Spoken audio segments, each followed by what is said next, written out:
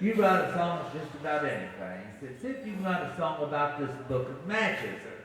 And I'm like, well, okay, well. So I got up, went in the back bedroom, and come out about 5 or 10 minutes later with this little ditty.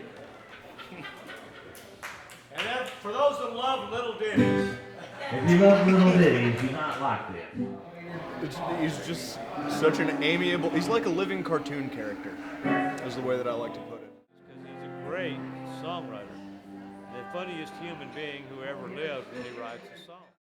I'm standing here beside my friends, line singly in a row.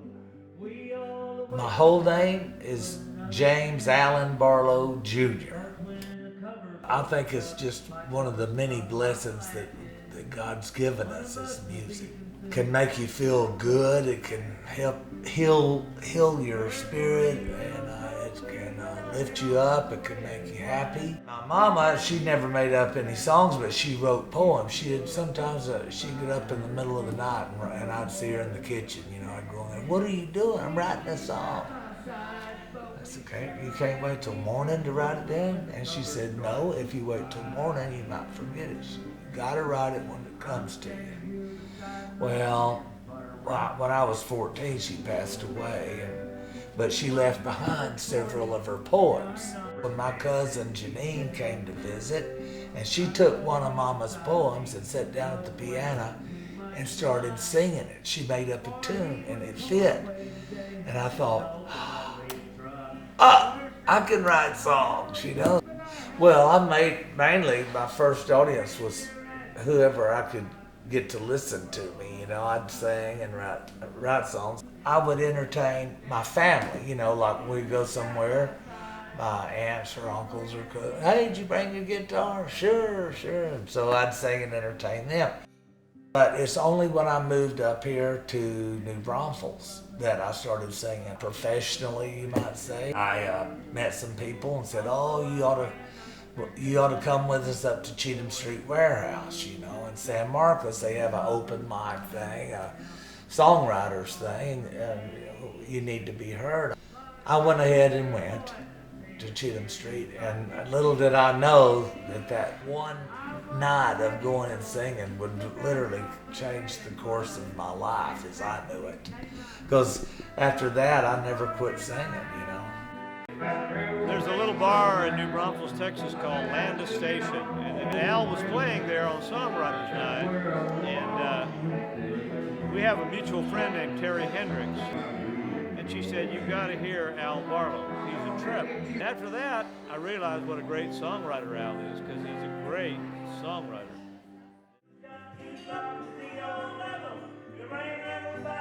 A couple of the old boys I met over there at that Atlanta station were the Humble brothers, Mo and Les Humble. And they were hosting that Songwriters Night. And so I sang with them, and they liked my stuff. I enjoyed their stuff. I loved their show. And so I became a regular over there.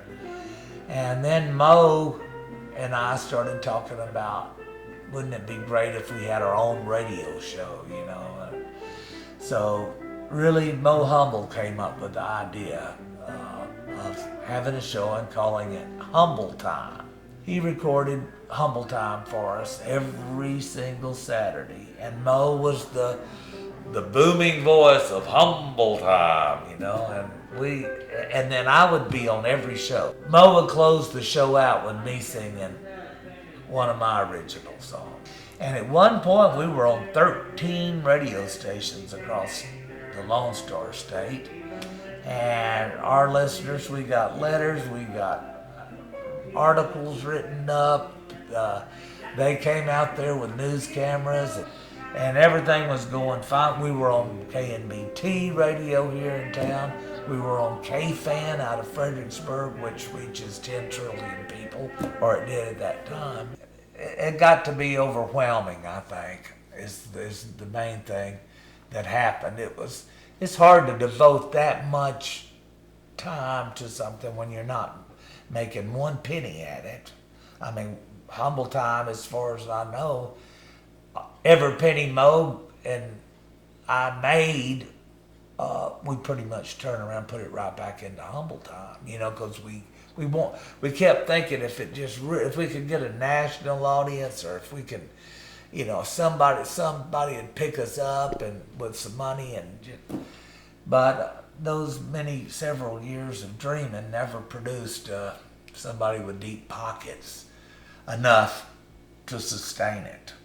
About the time that all this started happening, where I was and started going to Cheatham Street and going over to Landis Station and stuff, I ran into an old friend of mine, Byron Alexander, and he said, "Do you have an album?" I'm like, "No." So he produced my first one, and it was back when there was cassettes. I never been prouder of nothing in my whole life, and we had a big tape release party over at Landis Station. Of the two, I like to think that his amiable nature is reflected in his music. And as he says, there will be an expletive here, but all that goofy shit he writes. The Austin Songwriters Competition, when they sent me the note that I had won, it thrilled me, but it thrilled me even more when I found out what category that I had won in it. It's the most unexpected or unusual song, and I won first prize in that category, and that was pretty cool too. Well, I started going out to Terlingua back in the 80s and stuff just for fun, and lo and behold, I ran into some musicians I know out there. So me and Garth decided that we were going to continue to come out there, so why didn't we just get us some land?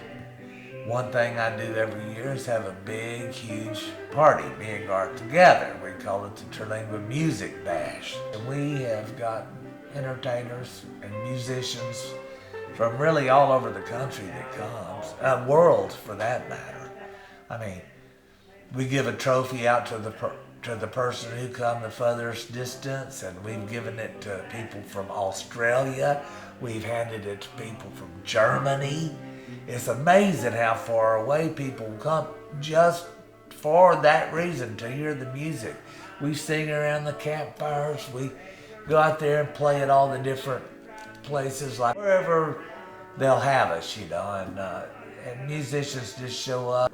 Susan Gibson was the grand marshal on one. Her and the Groovies played there right after she wrote Wide Open Spaces.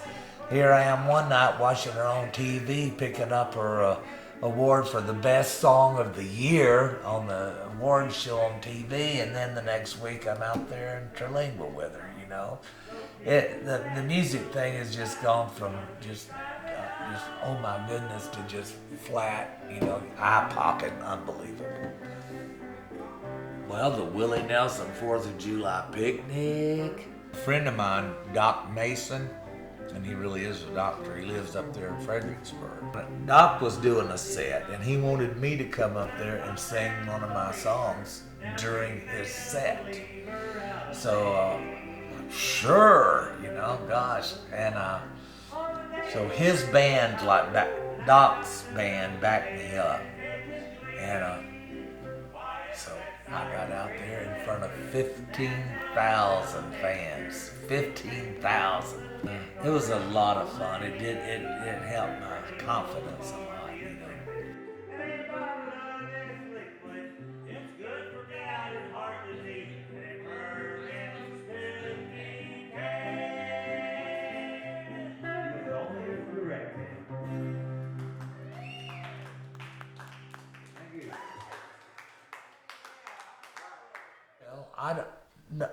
Honestly, I don't consider myself a musician. I don't. I've had people say, "Oh, somebody told me you were a musician," and I'll say, "No, they told you wrong. I'm really not a musician. I'm an entertainer. I can't play the guitar very good. I certainly listen to this voice, for God's sakes. I ain't much of a musician. I don't, it doesn't hurt my feelings for somebody to call me one. That's fine. I've been called worse. But I am an entertainer. I love to entertain. And there is nothing else on earth I would rather do. I was a seed, a tiny old seed.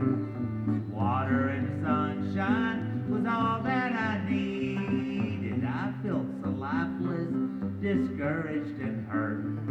So somebody took me and stuck me in dirt.